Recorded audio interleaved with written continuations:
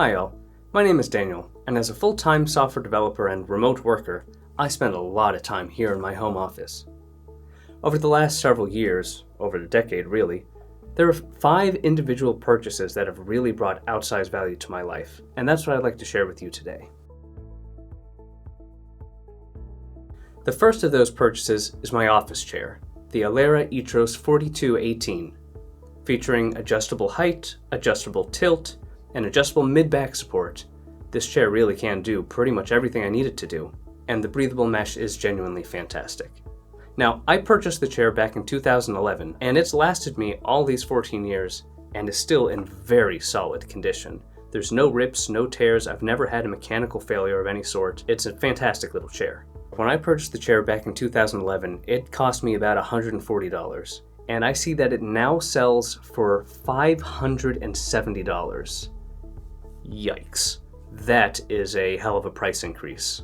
Given the fact that there is competition on the market, I'm hesitant to recommend it at that price, and I'm not so sure I would buy it again at that price. I'd probably do some investigation to see if there's a less expensive chair that offers the same benefits, same level of comfort. That said, it's lasted me 14 years, it's in really solid condition, and I love everything about the chair, so maybe I'd buy it again. I don't know. The second item I want to talk about is my standing desk, my adjustable desk, the FlexiSpot E7 Pro. Mine is 72 inches by 30 inches, bamboo finish on caster wheels. I purchased the desk in late 2023 for $850. I specifically chose the E7 Pro because the E7 was the model I needed to support a 72-inch long desk, and the Pro came with the C-shaped frame instead of the T-shaped frame, which provides a little bit more legroom. The C-frame was a requirement for me because I like to push my chair in underneath the desk when I'm not using it, and that extra legroom is nice as well. The desk also features some really fantastic cable management. You can see how well it cleans up all the wires from my desk here, keeping everything all bundled together and basically hidden out of sight. The desk is also rated to hold something like 440 pounds, and while I have no intention of ever putting that much weight on the desk, it's good to know that it's not going to crumble under the weight of my gear. The desk also comes with a 15-year warranty. The controls are very simple to use. There's a simple up and down button and programmable presets for sitting, standing, and 2 additional presets that I have set for various purposes. I use preset number 2 whenever I want to eat at my desk. It raises the desk just a little bit higher than my typical sitting position. And I use preset number 1 whenever I want to use my walking pad. As you can see in this demonstration, the desk will automatically stop if it feels too much resistance, preventing things underneath the desk from being crushed, preventing potential damage to the desk itself.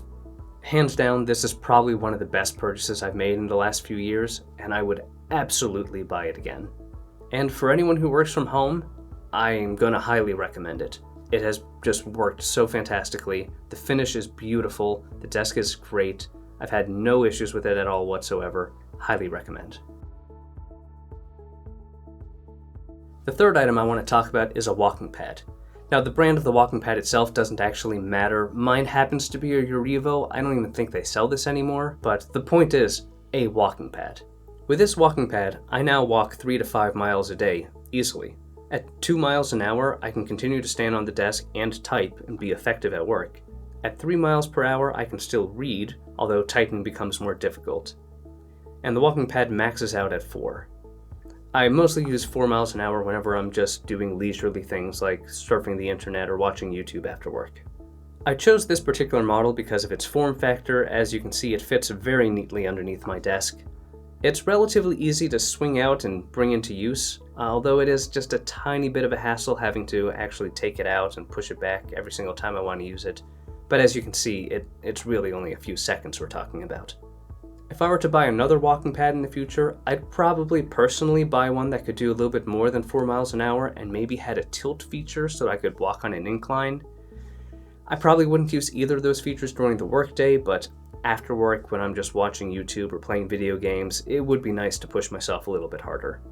However, for me, form factor is probably the most important thing. I'm in a pretty confined office space, so having the capability to slide it underneath my desk is a must-have for me. I would absolutely recommend a walking pad to anybody who wants to get more movement in during their day. They're not that expensive. I think most of them run about $200 or so. Alright, the fourth item I want to talk about is the uninterruptible power supply, also called a UPS. This particular one is a CyberPower 1500 VA, but any reliable brand will do. So the purpose of a UPS is twofold. It helps smooth out abnormalities in the power that's coming in, as well as provides backup battery power should the power go out altogether. So you'll see in this demonstration here, when I unplug the power cord, all my equipment stays on, and the UPS provides battery backup.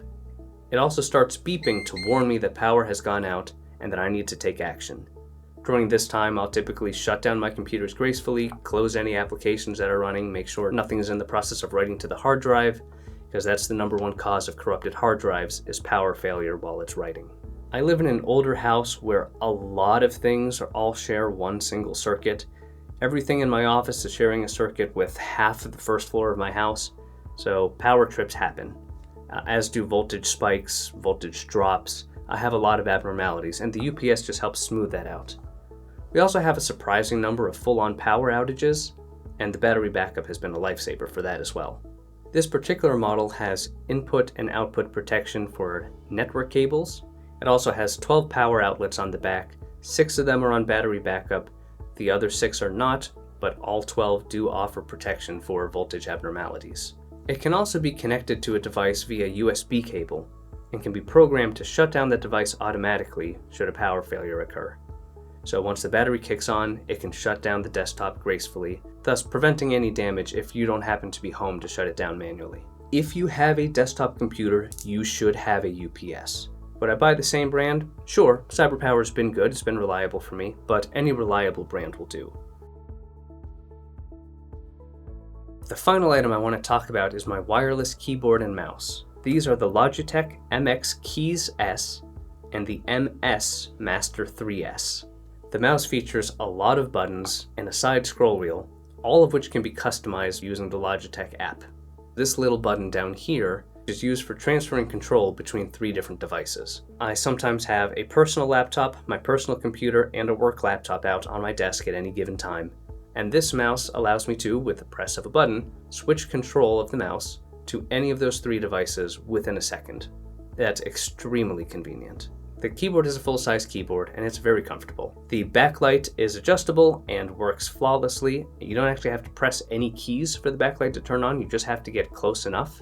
And once again, my motivation for buying the keyboard is its ability to quickly transfer control between 3 different devices. This can be through using a Logitech dongle, or as I'm using here, with Bluetooth. Now, there are other potential solutions to this, including USB switches and KVM switches and things of that nature, but the convenience that this keyboard and mouse offers was really fantastic, and that's what originally drove me to buy it. If these were to crap out on me again, I would probably replace them with the same models. However, I would say that if you're not going to use the highly customizable buttons and you don't need the ability to switch between 3 different devices at the press of a button, it's probably not worth the price tag of $250. Let me know in the comments below if you'd be interested in a tour of my office and all the things on my desk. Also let me know if there's any office gear that have brought outsized value to you and your life that maybe I should check out. If you found this interesting, please consider subscribing. Or check out another video like this. Either way, thanks for watching, and I'll see you later.